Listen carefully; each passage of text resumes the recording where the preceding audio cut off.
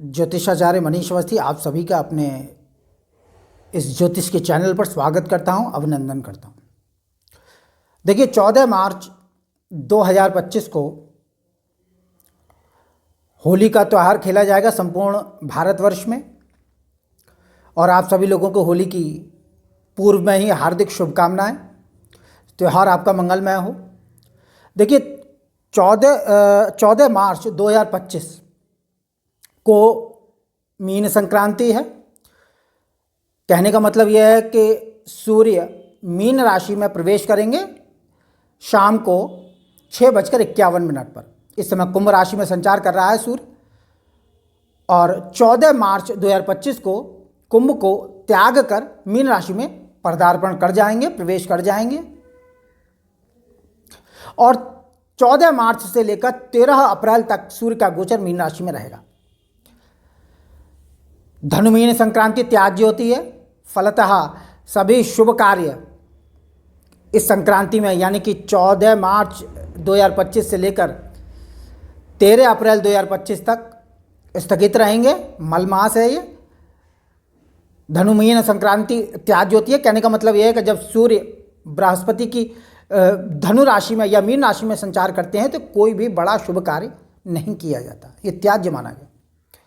7 मार्च 2024 से होलाष्टक आरंभ हो रहे हैं, उसमें भी कोई विशेष शुभ कृत्य नहीं किया जाता है, तो उसमें कोई विशेष बड़ा काम ना करें। लेकिन सूर्य का मीन राशि में गोचर अपना प्रभाव सभी जातकों पर, पूरे संसार पर डालेगा। क्या डालेगा? मेष राशि और मेष लग्न के जातकों पर सूर्य के इस गोचर भ्रमण का क्या प्रभाव पड़ेगा, क्या सकारात्मक और क्या नकारात्मक प्रभाव पड़ेगा, इसी पर मैं इस वीडियो में अपने विचार रखूंगा। देखिए मेष राशि, जिनकी मेष राशि है यानी जन्म के समय चंद्रमा जन्म पत्रिका में 12 भाव में से किसी भी भाव में 1 नंबर पर लिखा हुआ है, आपकी मेष राशि है। लेकिन अगर आपकी मेष राशि नहीं है, कोई और राशि है, परंतु जन्म पत्रिका के प्रथम भाव में लग्न भाव में अगर 1 नंबर लिखा है तो आपकी मेष लग्न है। राशि मेष हो या लग्न मेष हो, ग्रहों का प्रभाव समान भाव से पड़ता है। तो जिनकी राशि मेष है वह भी इस फलादेश को देख सकते हैं, और जिनकी लग्न मेष है यानी जन्म लग्न मेष है, मेष लग्न की जन्म पत्रिका है, वह भी इस फलादेश को देख सकते हैं और उससे प्रभावित होंगे। सटीक फलादेश होगा।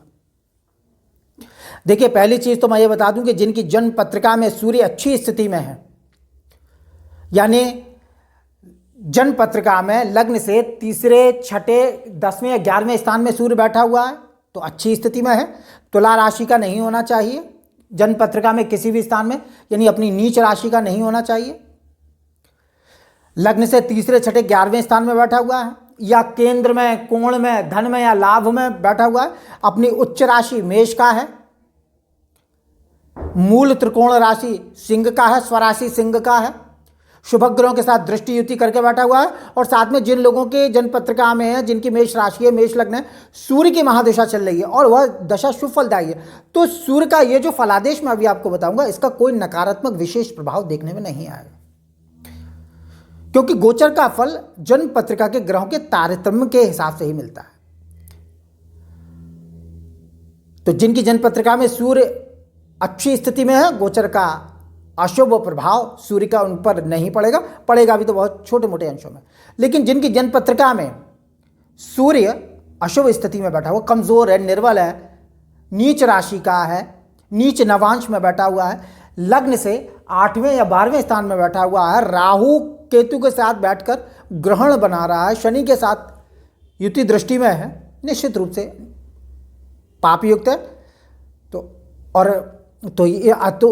ऐसे जातकों पर सूर्य का गोचर अनिष्ट प्रभाव दिखाएगा, कुछ नकारात्मक प्रभाव देखने को मिलेंगे। और जिनकी सूर्य की महादशा जा रही है, खराब दशा निकल रही है आपके ऊपर से, तो निश्चित रूप से दशानाथ सूर्य अब त्रिक स्थान में यानी छठे, 8वें, 12वें स्थान में गोचर करेंगे। खराब स्थिति में जन्म पत्रिका में दशा खराब जा रही है तो उसका नकारात्मक प्रभाव आपको कुछ ना कुछ देखने को अवश्य मिलेगा। इसलिए सावधानी बरतें। मैं कुछ उपाय भी बता दूंगा जो आपको करने हैं जिससे सूर्य का नकारात्मक प्रभाव आपके जीवन में ना हो। देखिए मेष राशि हो या मेष लग्न हो, सूर्य पंचमेश होता है, त्रिकोणेश होने के कारण मेष लग्न में सूर्य योग कारक ग्रह माना गया। परंतु यह व्यय स्थान में, खर्च के स्थान में, 12वें स्थान में मित्र बृहस्पति की राशि पर गोचर करेगा। खर्च स्थान है 12वां स्थान, बाहरी स्थानों का विचार भी 12वें भाव से किया जाता है। उसमें बृहस्पति का गोचर निश्चित रूप से विद्या, बुद्धि और वाणी की योग्यता से खर्च के संचालन में आपको सहयोग करेगा। यानी कि अपनी विद्या, बुद्धि, वाणी की योग्यता से आप खर्च की शक्ति को निकालते रहेंगे। इतना धन सूर्य आपको इन मार्गों से देगा, विद्या के माध्यम से, वाणी के माध्यम से और बुद्धि की होशियारी से धन का लाभ आपको देगा। बाहरी स्थानों में विशेष प्रभाव प्राप्त होगा और बाहरी स्थानों में बुद्धि योग के द्वारा प्रभाव प्राप्त करेंगे, सफलता प्राप्त करेंगे, मान सम्मान की प्राप्ति होगी। यानी जन्मस्थल से बाहर, विदेश में या अपने जन्मस्थल से बाहर सूर्य का अच्छा प्रभाव मेष राशि और मेष लग्न के जातकों को देखने को मिलेगा। परंतु सूर्य पंचमेश होकर व्यय स्थान में गया, त्रिक में गोचर करेगा तो पंचम स्थान से संबंधित फलों की हानि करेगा, थोड़ा सा नुकसान होगा। क्या नुकसान होगा? जो लोग विद्यार्थी जीवन में हैं उनके लिए शिक्षा के मामलों में, पढ़ाई लिखाई के मामलों में परेशानी और बाधा देखने को मिलेगी। पढ़ाई में दिक्कतें सामने आ सकती हैं। कठिन परिश्रम से शिक्षा के क्षेत्र में सफलता मिलेगी